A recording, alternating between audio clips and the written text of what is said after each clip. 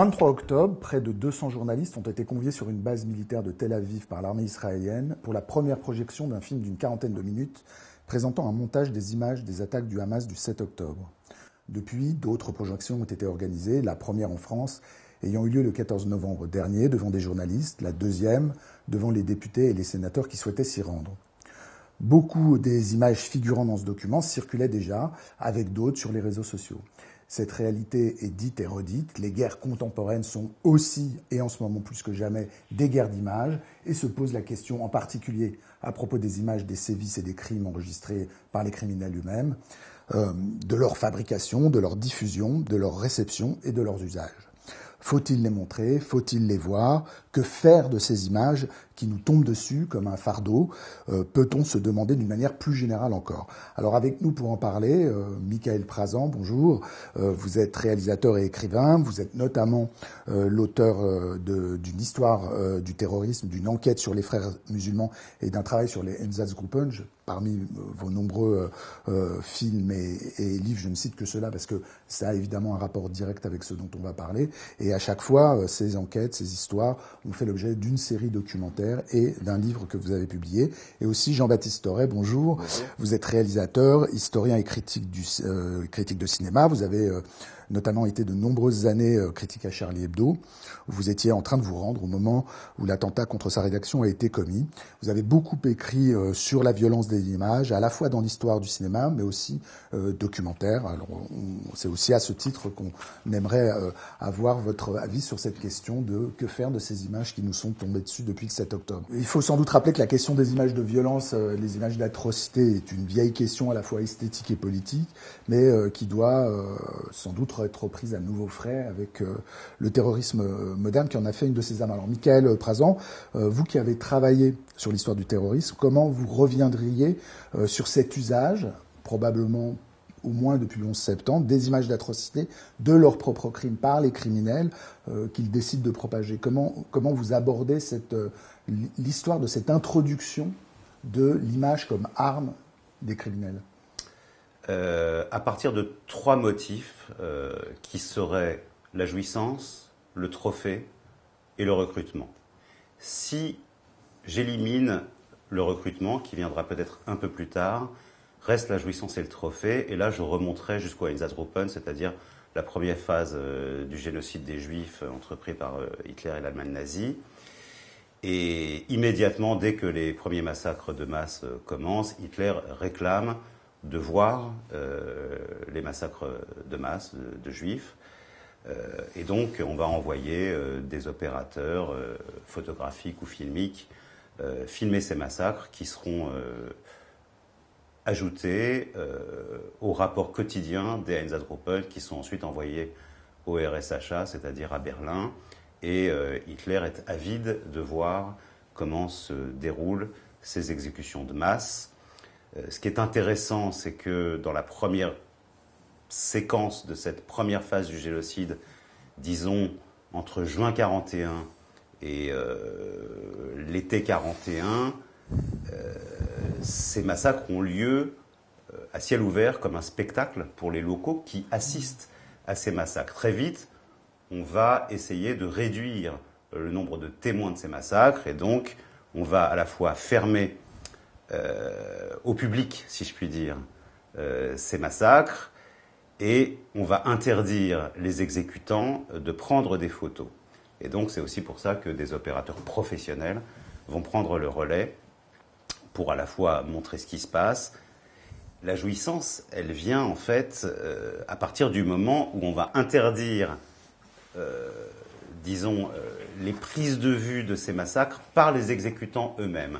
Sauf que très rapidement, ces massacres ont lieu simultanément sur plusieurs endroits d'un très vaste territoire et les nazis, le SD ne va pas pouvoir contrôler toutes ces images et donc les exécutants eux-mêmes qui sont équipés, il y a une avance technologique de l'Allemagne concernant la photographie à l'époque, donc tous les exécutants ou presque sont équipés de petits appareils photo Leica et ils vont eux-mêmes prendre des photos indépendamment des directives de Göring ou du RSHA des photographies pour eux-mêmes qu'ils vont d'ailleurs s'échanger entre eux et collectionner de la même manière que ça avait eu lieu quelques années auparavant lors du massacre de Nankin perpétré par les Japonais dans l'ancienne capitale de Chine, où on va retrouver le même phénomène, c'est-à-dire des prises de photos, d'exactions, de massacres, de décapitations, que les soldats sur place s'échangent eux-mêmes.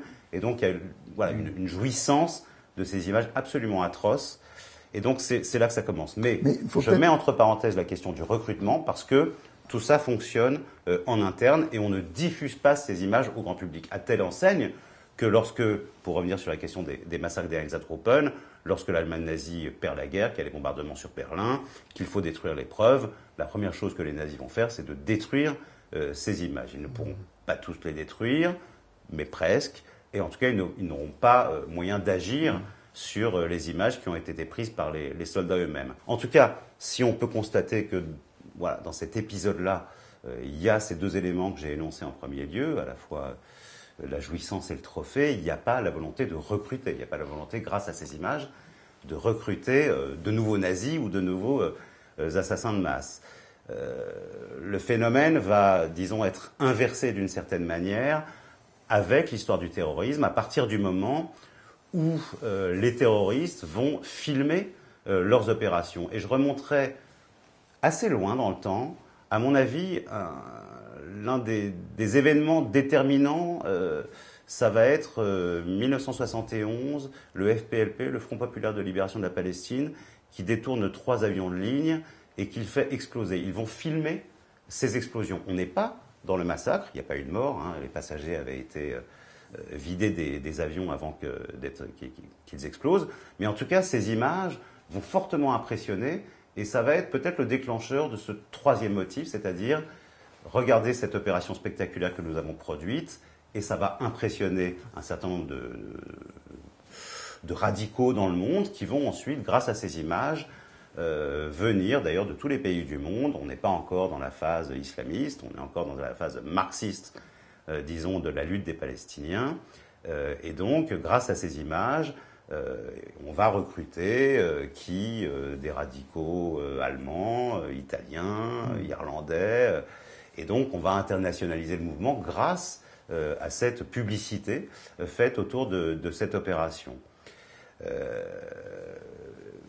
À partir du 11 septembre, ce ne sont plus les terroristes qui filment eux-mêmes leurs opérations spectaculaires, mais avec une époque qui a changé, où l'image est devenue dominante, eh bien, finalement, l'événement va être filmé en direct par un certain nombre de caméras privées ou de télévisions, etc.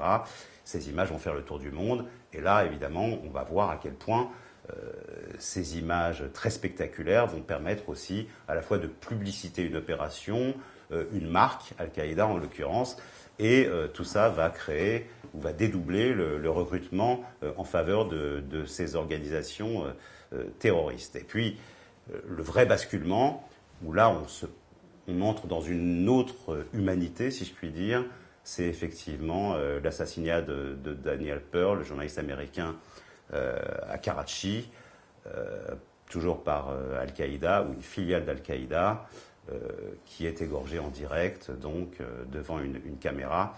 Et là va se produire un vrai basculement, c'est-à-dire que les nazis ne voulaient pas communiquer sur les exécutions qu'ils filmaient ou qu'ils photographiaient, de peur qu'on s'identifie à la victime. Le vrai basculement à partir de Daniel Pearl, c'est que de tout à coup, pour recruter, eh bien, on va s'identifier au bourreau. Et ça, c'est quelque chose, c'est vraiment un retournement de paradigme. Et c'est ce qui va servir de leçon à Daesh notamment, qui va filmer les pires exactions. Et alors que nous, ça nous répugne et ça nous, tétanise, ça va créer l'effet inverse sur des gens qui sont déjà en partie radicalisés ou en voie de radicalisation. Et ça va accélérer le recrutement et l'identification avec le bourreau et non plus la victime. Et donc je crois que le basculement, il est là. Et après Daesh, évidemment, on a les attentats du 7 octobre dernier. Et d'ailleurs, je crois savoir aussi que ces images ont produit à peu près le même effet. Il y a des gens qui ont cherché au cœur des bombardements, a rejoint le Hamas à cause de ces images. Jean-Baptiste Aurel, vous, comment vous décririez, depuis la place du spectateur moyen qui est placé derrière tous ses écrans, son ordinateur, son téléphone portable, ce monde d'images dans lequel vient de parler Michael, où il y a des images qui finissent par lui parvenir, qui font effraction dans le flux et qui sont les images de ces crimes, de ces atrocités, et qui fait que, de toute manière, elles sont mises en circulation, on pourrait dire, pour tout le monde. En fait, moi je pense que Michael, par exemple, parlait du 11 septembre comme premier point de bascule avant Daniel Pearl et le changement de point de vue. Moi, si on refait, à mon avis, un tout petit peu la généalogie de ces images du terrorisme-là. Des bombardements des avions. Absolument. Voilà. 61. Oui, mais il y a le 11 septembre, il se passe quelque chose, et moi je pense qu'en fait c'est quelque chose qui n'a en réalité pas complètement changé. C'est qu'on se souvient très très bien de tous les commentaires, les discours de l'époque, à savoir que les terroristes ont utilisé une sorte de modus operandi, ou ont utilisé un cadre d'images existantes, plébiscité par l'Occident, en gros par Hollywood. Autrement dit, ils se sont servis de codes esthétiques et cinématographiques que nous-mêmes, en tant que spectateurs français, américains, occidentaux, indiens, enfin peu importe, apprécions à l'époque, pour introduire là-dedans quelque chose de l'ordre du meurtre, voilà. Et ça me semble important, puisque ça veut dire que lorsque on voit les fameux avions qui arrivent sur les tours et les tours s'effondrer, il y a un moment de flottement ou d'indécision, où on a le sentiment de voir quelque chose qu'on a déjà vu à l'époque plusieurs fois. Voilà. Arrivait quelque chose qu'on avait vu dans les films catastrophes. En gros, avec à l'époque cette espèce de propension ou cette qualité du cinéma hollywoodien qu'on lui prête en disant mais en fait il avait anticipé, il avait déjà fabriqué ces images-là comme si le 11 septembre 2001 était un remake d'une certaine manière d'images et de films qui avaient déjà eu lieu. D'où le sentiment à la fois de stupéfaction, on n'a jamais vu ça, et en même temps le sentiment de redite, on a déjà vu ça 1000 fois. Ça me semble important puisque il faut rappeler aussi qu'à l'époque, contrairement aux images plus récentes et évidemment du 7 octobre, à l'époque, on pourrait dire que les médias américains, toutes ces chaînes privées, CNN, etc., qui vont rediffuser en boucle et partout l'effondrement des tours, les médias ont le contrôle de ces images-là. Ce sont pas des images du tout filmées par Al-Qaïda. Ils se disent, on va, comme un cheval de Troie, on va se lever dans une machine médiatique surpuissante, la machine médiatique occidentale, et là-dedans, on va la faire dérailler. C'est-à-dire que lorsque Daniel Pearl se fait égorger et décapiter, etc., qu'est-ce que, à ce moment-là, c'est une image qui est produite par Al-Qaïda. C'est ça qui est à la différence des tours jumelles qui s'effondrent et CNN, et voilà. Là, c'est une image qui est produite par Al-Qaïda. Autrement dit, l'émetteur n'est plus le même. Et qu'est-ce que font les médias occidentaux à ce moment-là? Ils décident de commencer à censurer cette image-là. On ne va pas tout montrer. Donc on montre avant. On a un arrêt sur image de Daniel Pearl. On a beaucoup utilisé l'arrêt sur image de ces images mouvantes entre parenthèses. On voyait tout simplement le bourreau se préparer à faire l'acte, mais au moment où l'acte devait avoir lieu, on arrêtait. Or, je pense que cette espèce de moment, on pourrait dire, qu'est-ce qui fait que l'émetteur produit une vidéo où tout est montré, l'intention, l'exécution et le résultat. Nous, on est toujours dans l'intention, on est dans le résultat, mais ce que l'Occident ne peut pas montrer, c'est l'exécution. Pour revenir là-dessus, moi je pense que la grande différence qu'il y a entre, disons, le 11 septembre 2001 et Daesh, le Hamas aujourd'hui, c'est la question de la diffusion. Jusqu'en 2001, jusqu'aux attentats du 11 septembre, les terroristes ne maîtrisent pas la diffusion. Et c'est pour ça que d'une certaine manière, ils la confient à d'autres. Ils la confient aux chaînes de télévision, ils la confient à qui peut filmer l'événement, etc. Mais ils ne sont pas les maîtres de la diffusion. Ce qui va évidemment totalement changer la donne, c'est les réseaux sociaux. Grâce aux réseaux sociaux, je suis mon propre diffuseur. Je peux filmer un assassinat en direct avec une GoPro et immédiatement, quasiment instantanément, en temps réel, diffuser moi-même partout dans le monde les images que j'ai filmées. Et ça va évidemment changer la donne et multiplier les visionnages possibles par n'importe qui des images de massacres que j'ai moi-même filmées et diffusées. Ce qui a été le cas le 7 octobre, puisque effectivement des images ont circulé immédiatement sur les réseaux au moment même où les crimes avaient lieu.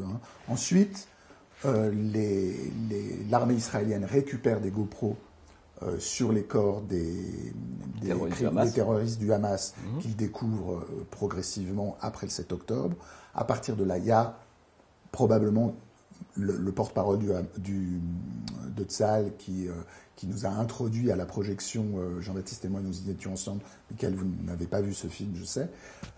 Nous a dit qu'il y avait probablement des centaines d'heures, et fait une sélection de 40 minutes. Alors, précisément, qu'est-ce qui est fait? C'est ce film de 40 minutes, et peut-être il faut revenir sur les conditions, presque le protocole de projection, qui est quoi?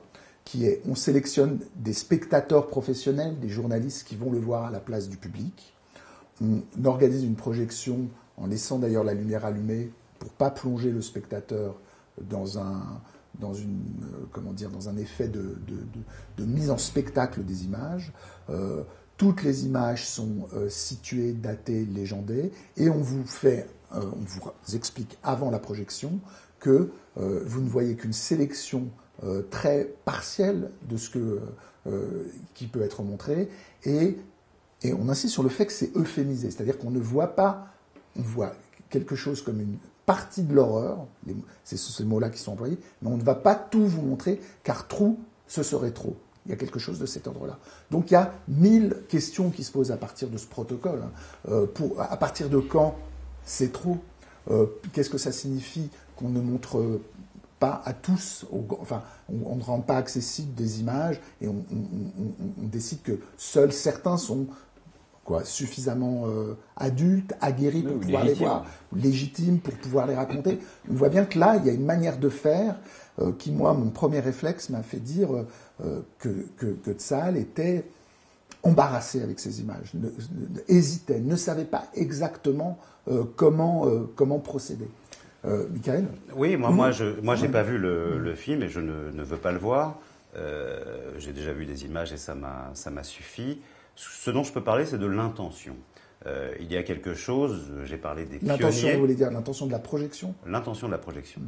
J'ai parlé des pionniers, j'ai évoqué 1937, le massacre de Nankin, j'ai évoqué les Einsatzgruppen, quelque chose que ne peut pas anticiper les nazis, c'est la négation de ces images. Lorsque les nazis sont passés en jugement, quels qu'ils soient, disons, de hauts responsables ou des exécutants, jamais ils n'ont pensé, ni même imaginé, nier le crime auquel ils avaient participé.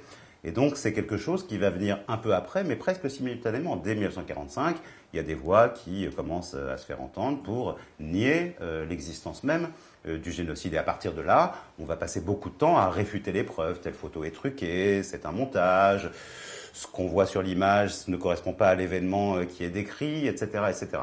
Donc il va y avoir une entreprise de destruction des preuves visuelles, pas que, mais immédiatement et de manière plus visible, visuelle.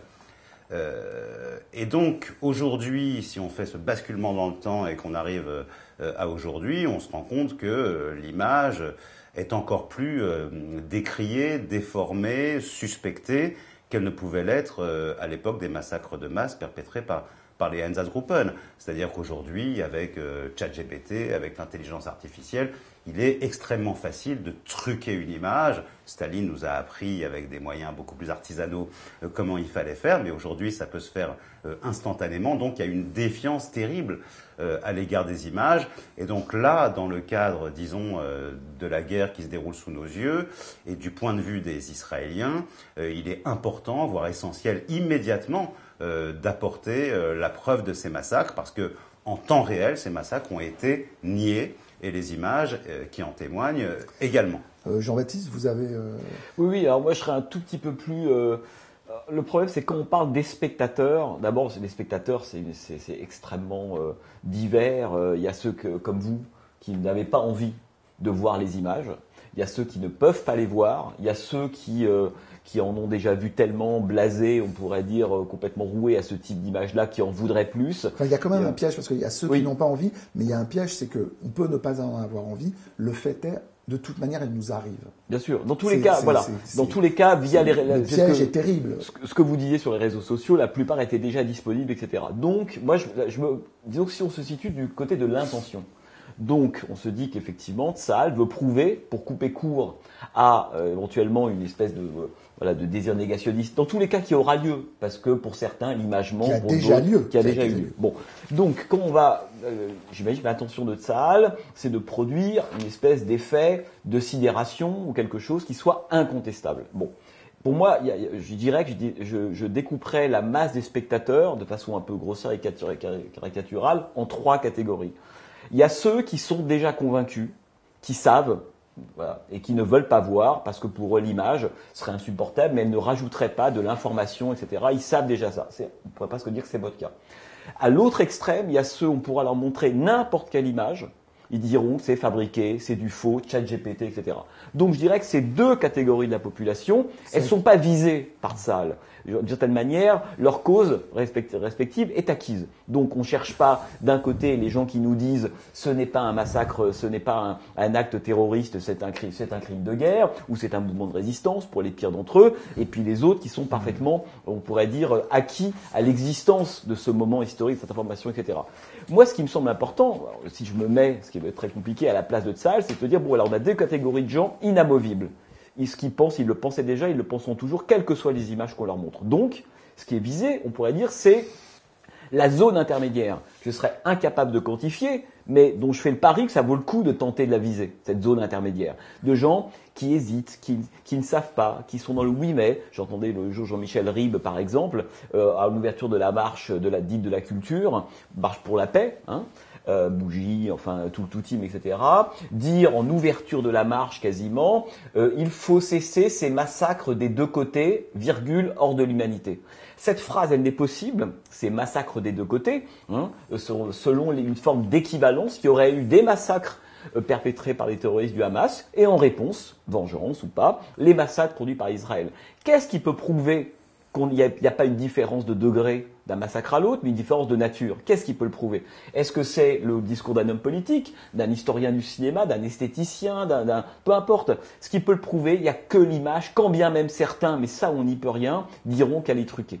Or, moi, c'est ça qui me semble le plus important, c'est que la seule chose qui pourrait, je dirais, du point de vue de l'intention, justement empêcher cette négation-là, et d'éviter surtout cet effet de symétrie entre les 2 massacres, je trouve terrifiant à titre personnel, ce sont les images. Et quel est le refoulé, l'impensé du film qu'on a vu de 43 minutes montré par Tsahal? Alors, on pourrait en faire l'exégèse, bon, il y aura beaucoup de choses à dire sur la façon dont ça s'est fait, mais on voit bien qu'il y a quelque chose qui a été évité, c'est toujours le moment de l'exécution. Toujours.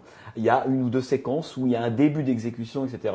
Et puis, on pourrait dire le grand refoulé de tout ça, ce sont toutes les violences sexuelles, les viols, les mutilations, des choses absolument abominables qui ont été faites envers les femmes israéliennes.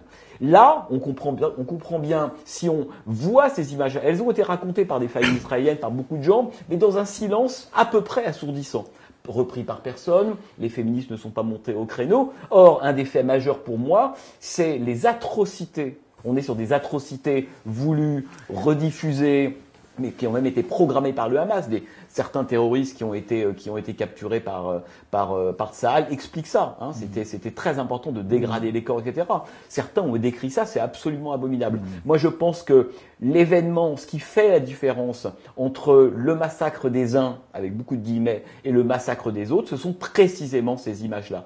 Les images qu'on a vues au moment de la production des 43 minutes, très objectivement, n'importe quel, en fait, petit groupe armé débarquant quelque part avec le désir d'en découdre, ferait à peu près la même chose, à quelques variables près. Donc, en quoi, d'une certaine manière, pour moi, cette vidéo a atténué, d'une certaine manière, le verbe. Hein, je veux dire, par rapport à ce qui était raconté, j'attends d'avoir l'image preuve. Hein, et finalement, l'image est en deçà. Et moi, je pense que les violences faites aux femmes, notamment, c'est vraiment ce qui manque. Et donc, si on fait la guerre des images, si on se sert des images comme une arme de guerre, il faut que l'arme et que l'image, elle soit efficace de ce point de vue-là. Mais Michael, oui, alors, vous avez dû réagir non, parce fois. que c'est fondamental ce qui vient d'être dit. Bon, déjà sur l'intention, elle est très claire et elle est très simple. C'est évidemment prouvé et documenté. Ce film ne s'adresse pas à tout le monde, ni à n'importe qui. Il s'adresse à des journalistes, donc a priori, on ne peut pas trop les suspecter de devenir des négationnistes, et éventuellement à des parlementaires. Donc une responsabilité aussi politique face à ce qui s'est passé et face aux images. Donc ça, c'est le premier point. Ensuite, il y a la question des viols. Alors là, effectivement, et ça me ramène en 1937 au massacre de Nankin, il y a eu 20 000 viols en 3 semaines, qui ont d'ailleurs pour beaucoup été aussi prises en photo, y compris les cadavres. Il y a cette photo très célèbre d'une Chinoise assassinée avec un bâton planté dans le vagin. Il y a beaucoup d'images comme ça qui ont circulé à l'époque. Donc les massacreurs, les exécutants qui violent, et vous le savez bien, le viol est aussi une arme de guerre, sont photographiés, sont vus. Et vous parliez tout à l'heure de l'embarras des autorités israéliennes. C'est ça, l'embarras. C'est ce qui détermine la sélection des images. Et la peur aussi, bon, évidemment, d'être dans une... Enfin, je veux dire, c'est la question du respect dû aux victimes. Et c'est ça, à mon avis, l'embarras des Israéliens à ce sujet, et ce qui a déterminé la sélection des images. Je vais vous donner un exemple pour illustrer un peu cette question-là. C'est les images de Shkedé, le massacre de Shkedé à Liepaya en Lettonie, perpétré par les supplétifs des nazis en décembre 1941, où c'est la seule série qui nous est restée complète d'un massacre qui se déroule depuis le déshabillage des victimes, et à ce moment-là, on n'a que des femmes et des enfants, jusqu'à leur exécution dans la fosse. Et il y a des prises de photos, c'est un opérateur professionnel dépêché par Berlin qui prend ces photos, où les femmes sont nues et où elles passent devant ceux qui vont les assassiner et qui jouissent visiblement de voir ces femmes nues. On sait que dans d'autres endroits, il y a eu, organisé par les criminels, des orgies, des choses comme ça. Bon, là, il n'y a pas de témoignage photographique, mais on sait que ça a eu lieu. Ça n'a pas été le cas à Shkedé, mais enfin, il y a ces images. Et moi, ce qui m'a frappé, parce que ces images, je les ai montées dans mon documentaire sur cette première phase du génocide, qui s'appelle Einsatzgruppen, qui est donc le nom de ces commandos mobiles de tuerie. Et je me souviens d'une projection que j'avais faite devant, au moment où le film était sorti, c'était un groupe de lacaniens d'ailleurs, assez âgés, qui avaient été épouvantés par le fait que j'utilise ces images. Et j'avais trouvé leur réaction à la fois étrange et disproportionnée. Et je me souviens qu'à l'époque, l'un d'entre eux qui était dans le public est venu me voir et il m'a expliqué pourquoi. Il m'a dit, voilà, comme vous le savez, et c'est vrai que je le savais, immédiatement après la guerre, l'URSS a voulu témoigner du génocide. Bon, c'était une opération mondiale de communication en leur faveur, évidemment, et il y avait ces images qui étaient, disons, distribuées dans de gros albums photographiques qui vraiment ont été diffusés à l'échelle mondiale, y compris, bien sûr, en France. On est juste après la guerre, à une époque où l'image est très rare. Elle ne se trouve pas facilement, encore moins des images de nudité. Et ce monsieur qui était venu me voir après, qui aujourd'hui est décédé, m'a dit une chose qui m'a énormément marqué jusqu'à aujourd'hui. Il m'avait dit, vous devez comprendre que pour notre génération, c'était la première fois que nous étions confrontés à des images de femmes nues. Et il m'a laissé entendre, ou il m'a expliqué, tenté de m'expliquer, qu'au fond, leur initiation à la sexualité est passée par le visionnage de ces images. Ce qui, évidemment, crée un traumatisme dans la psyché d'adolescents en construction, c'est-à-dire à la fois de jouir de ces images et en même temps d'être, comment dire, dans ce combo d'épouvante et de jouissance. Et je crois que c'est quelque chose de fondamental. C'est-à-dire que, peut-être inconsciemment ou consciemment, les Israéliens ont peur aussi de ce choc traumatique que peut engendrer chez un certain nombre de spectateurs des images qui seraient des images à la fois de viol, de nudité, de violence et de meurtre. Et tout ça mélangé crée évidemment quelque chose qui est de l'ordre d'une détonation psychique. Donc j'ai été très frappé aussi par ça et je voulais y revenir. Non, mais il est sans doute que l'embarras de Tzahal avec ces images est de ne pas poursuivre le geste de profanation. Bien sûr. en les montrant. Je pense que c'est probablement l'argument qui est en tête. Je voudrais vous poser, Jean-Baptiste, la question de ce combo d'épouvante et de jouissance dont parlait Michael. Alors évidemment, on est dans une configuration différente, au sens où le public d'aujourd'hui, le regard d'aujourd'hui n'est plus le même que celui de ce vieux psychanalyste dont vous parliez, qui a découvert la nudité avec des images atroces et en qui s'est entrelacé de manière originaire, on pourrait dire, la pulsion scopique et plaisante avec l'image atroce. Mais bon, reste la question de cet entrelac de l'effroi et on pourrait dire d'une fascination qui vire à la jouissance, d'autant plus qu'à l'intérieur de ces images, et là pour le coup on le voit lors de la projection du film de 43 minutes, la question de la jouissance des bourreaux, elle est absolument centrale dans le film. C'est peut-être d'ailleurs ce qu'il y a de plus épouvantable dans le film, c'est de voir le plaisir que les bourreaux ont à perpétuer leurs crimes et la manière avec laquelle effectivement ils mettent en scène leur jouissance, quoi, tout simplement, avec l'idée que ça peut se prolonger en effet dans l'image. Les images des tours du 11 septembre, vous parliez de la question de l'effroi et de la jouissance, mais dès le 11 septembre 2001, on a ce double effet-là. D'autant plus, comme ils utilisent un code du film catastrophe, il y a dans notre regard un espèce de mélange indécidable, extrêmement dur à partager, entre d'un côté un effroi devant ce qui a lieu, puisque on ne les voit pas, c'est hors champ, mais il y a des morts, et d'ailleurs il a été pris soin à l'époque de ne pas montrer les corps, les fameux jumpers, ces gens qui sautaient. Moi, à l'époque, j'étais allé voir les frères Naudet qui étaient dans la caserne de pompiers et qui tournaient, qui se sont complètement par hasard, alors qu'ils tournaient un documentaire sur une caserne de pompiers, Lader One, en bas, à Wall Street, se sont retrouvés pris dans cet événement-là et ont documenté ce qui allait devenir le documentaire, diffusé à l'époque sur CNN sur le 11 septembre. Et eux-mêmes, déjà, font ce travail, on pourrait dire, de tri des images. Ils disent qu'ils ont détourné la caméra, je me rappelle, pour ne pas filmer les corps. Mais non seulement ils détournent la caméra, mais par moments, malgré eux, dans le cadre passent des corps, où ils sont en train de cadrer, il y a des cadavres, il y a des corps, etc. Et au moment du montage, ils vont expurger, de certaine manière, comme le fera Tzahal 25 ans plus tard, ils vont eux-mêmes faire ce travail-là. Bon. Mais à l'époque, lorsque les tours s'effondrent, je veux dire, on a tous cette espèce de double sentiment à la fois de reconnaissance d'une grande figure du cinéma catastrophe hollywoodien, la jouissance de la destruction. Je veux dire, La Tour Infernale, tous ces films-là sont fondés sur quoi? Sur le moment où tout va s'effondrer. C'est ça la jouissance du spectateur. Oui, mais le problème, c'est le réel et la fiction. Et oui. C'est-à-dire que la fiction... Mais c'est impossible de les dénouer. Il y a des images qui sont construites en ménageant une distance entre le spectateur et c'est la fiction. Et là, le problème, c'est d'ailleurs ce à quoi renvoie le terme sidération.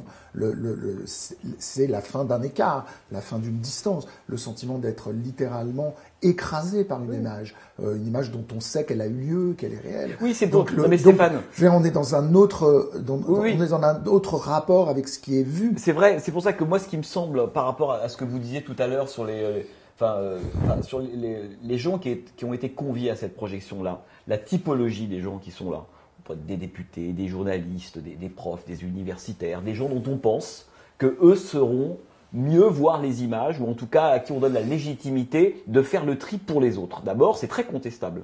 Au nom de quoi certains élus, dont on a été là un jour pris en fin d'après-midi, on va faire le tri pour un grand public qui est la plupart du temps, encore aujourd'hui, et notamment la jeune génération, beaucoup plus usagée que nous de ces images-là. Donc moi, j'avais un peu le sentiment que c'est des spectateurs du XXe siècle qui allaient faire le tri pour des spectateurs du XXIe siècle. Et là, il y a un vrai problème d'anachronisme. C'est-à-dire que je comprends, effectivement, on était tous les deux à la projection. Il y a un signe qui ne trompe pas. Personne n'est sorti pendant les 43 minutes. Si les images avaient été à la hauteur de ce qui s'est passé, pour moi c'est ça le plus important. Est-ce que les images sont à la hauteur d'eux, pas dans sa tête? Ces gens ne sont pas qui ont été massacrés ont des parents, bien entendu, des familles. Bien entendu. Ça n'est pas indifférent non plus. Et je pense que ça n'est pas non plus indifférent pour les gens qui ont monté ces images et qui ont décidé de les diffuser. Oui, mais le problème, si vous voulez, c'est qu'on est sur une sorte à ce moment-là de schizophrénie. Rien n'empêche jamais de flouter les visages ou l'identification. Je crois que ça a été fait, d'après ce qu'on m'a dit. Ça a été fait sur ces images-là. Mais c'est quelque chose qu'on peut parfaitement systématiser. Donc on veut à la fois, on pourrait dire, rétablir la balance de son côté, éviter le négationnisme, montrer que ça a eu lieu, etc. Et de l'autre côté, on met en place des opérations qui sont à peu près inverses, puisqu'on n'ose pas aller jusque. Donc si on fait la guerre des images, c'est un mot fort quand même, la guerre des images. Il faut savoir quelle est la puissance de la balistique, j'ai envie de dire. Et là, d'une certaine manière, vous nous faites un peu basculer dans la fiction. C'est-à-dire qu'on s'attend à voir un spectacle, d'une certaine manière, et le film n'est pas à la hauteur de nos attentes. Non, je crois que là, on dérive sur un terrain qui, à mon avis, est assez glissant. Je crois que l'idée n'est pas nécessairement de choquer pour choquer. On sait tous ce qui s'est passé. On sait tous qu'il y a eu des viols. L'idée, je crois, enfin bon voilà, dans cette sélection, c'était à la fois de respecter les victimes et donc qui nous oblige à une certaine sélection des images et en même temps la volonté de témoigner en temps réel pour montrer évidemment le choc que représentent ces images. Mais il ne s'agit pas non plus de basculer quand même dans une forme d'abstraction. On ne sait pas tous. Vous savez, ici on sait, non.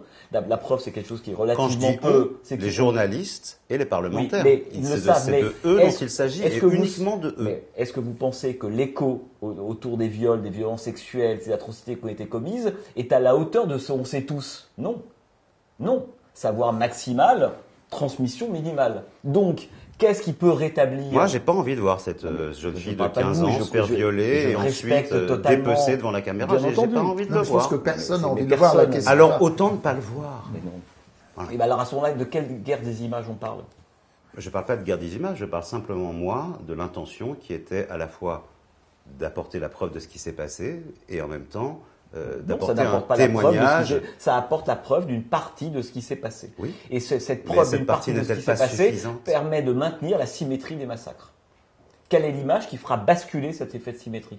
Est-ce que c'est les images qu'on a vues l'autre jour? À mon avis, non. C'est juste mon point de vue.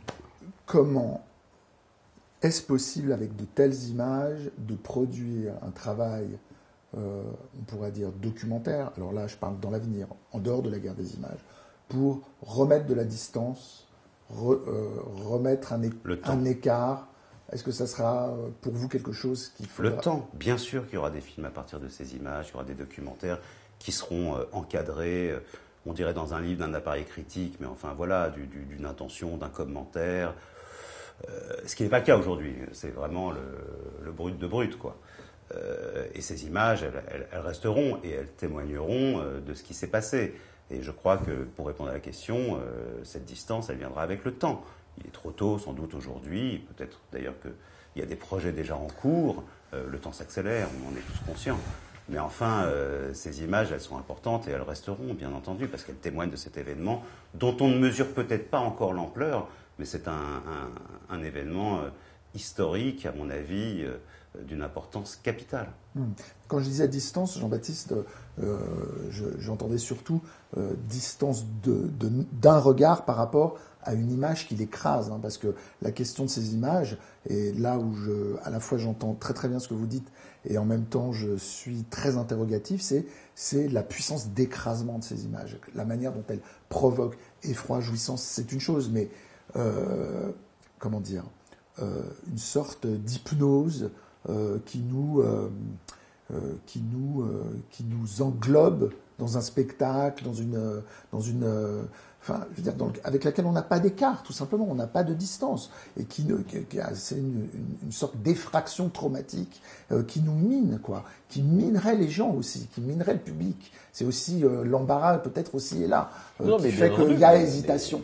C'est-à-dire que là, on est sur l'hypothèse de est-ce que montrer ces images, c'est pas prolonger le geste de leur enregistrement d'une manière Non, ou mais d'une autre. C'était toute la question. je pense qu'il n'y a pas de réponse, me semble-t-il, de réponse franche là-dessus. Évidemment, montrant ces images, d'une manière ou d'une autre, on accomplira le désir de ceux qui les ont filmés. Une partie des spectateurs, comme vous le disiez, seront galvanisés par ça. Voilà, c'est une évidence. Voilà, c'est une évidence. Devant toute image de violence, même les plus insoutenables, certains ont un rapport de jouissance et de jubilation face à ce qui nous fait horreur. C'est comme ça. Bon.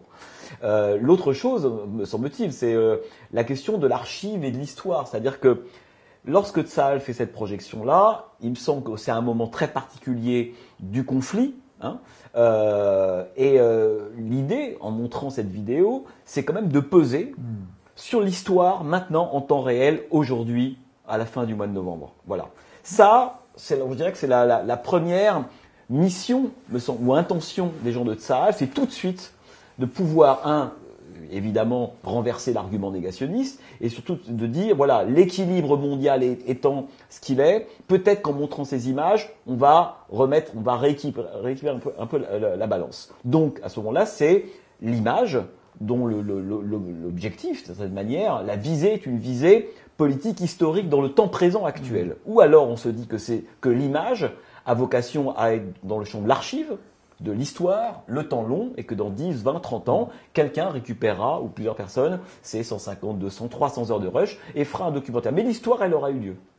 Donc la question, c'est de se dire dans quel temps de l'histoire ces images veulent s'inscrire. Est-ce qu'elles veulent s'inscrire maintenant, alors qu'on attend la libération des otages, etc., et s'inscrivant maintenant, éventuellement infléchir en temps réel le cours de l'histoire, ou bien on a fait une croix dessus pour toutes les raisons que vous avez évoquées, de dignité, d'effroi, et que je comprends parfaitement, auquel cas ce sont des images qu'on remise pour les archives, mais l'histoire aura déjà eu lieu. Je pense que dans l'hésitation de Tzahal, il y a aussi cette difficulté à savoir si les images doivent être inscrites dans le temps présent ou si elles travaillent déjà pour la mémoire une fois que cette histoire se sera faite. Mais est-ce qu'on a envie que l'histoire se fasse avec les images dont on a possession, ou est-ce qu'on a envie que, pour toutes les raisons que vous avez évoquées, il y a des seuils, il y a des lignes qu'on ne peut pas franchir, finalement ces images-là, elles travailleront pour l'archive. Mais l'histoire aura déjà eu lieu. Je pense que la difficulté pour moi de Tzahal, me semble-t-il, c'est aussi de trancher entre ces deux dynamiques-là. En tout cas, ce qui est clair, c'est que politiquement, les images n'ont que peu d'influence. Elles ne font pas basculer les points de vue ni les postures. On en a eu une preuve en direct, en temps réel, avec le visionnage des députés LFI. Voilà. Ils n'ont pas, ces images n'ont pas eu un tel impact qu'elles leur ont permis de prendre conscience ou de changer de point de vue. Mais Jean-Baptiste vous dira que c'est parce que le film n'est pas, entre guillemets, à la hauteur. Non, je ne crois pas. Je ne crois pas. Je vais, et j'en finirai là. Je ne crois pas. Il pas à la zone grise, ces députés-là. Vous avez bien vu que, au fond, il y a eu, ça nous a sauté aux yeux dès le 7 octobre, une hémiplégie de part et d'autre, compassionnelle, sur les événements qui avaient lieu sous nos yeux. C'est-à-dire que quelqu'un qui a été extraordinairement choqué par ces images, voire même par l'idée de ces images du 7 octobre, va avoir du mal à compatir aux images de bombardement sur des civils, avec des femmes, des enfants qui meurent, etc. Et de la même manière, et de manière peut-être même encore plus spectaculaire, les pro-palestiniens, ou pro-Hamas, ou peu importe, selon leur degré de connaissance du conflit, qui sont avant tout touchés par ces images de bombardement israélien, balayent d'un revers de main, dans le meilleur des cas, dans le pire des cas sans gausse, des images ou de l'idée des images qui ont été tournées par les terroristes face au massacre qu'ils ont commis le 7 octobre. Donc de toute façon, ces positions-là sont inamovibles et l'image ne la change pas. Je vous remercie beaucoup, Michael Prazan et Jean-Baptiste Auré. Merci. On a vu dans cette discussion quelquefois animée entre vous deux, que évidemment cette question de la guerre des images n'est pas simple à régler. Je vous remercie beaucoup d'être venu discuter avec nous. Merci à vous. Merci.